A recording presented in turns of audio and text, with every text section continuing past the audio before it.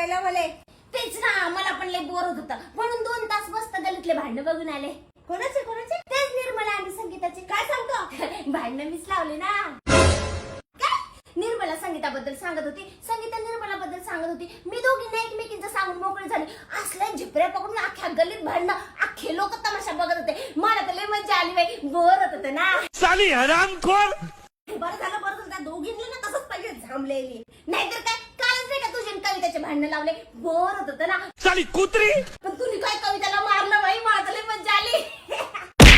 छोट्या वाहनाचे झांबले. साऱ्या गावात पाणी पिऊन इथे वागतो का तू? निघ.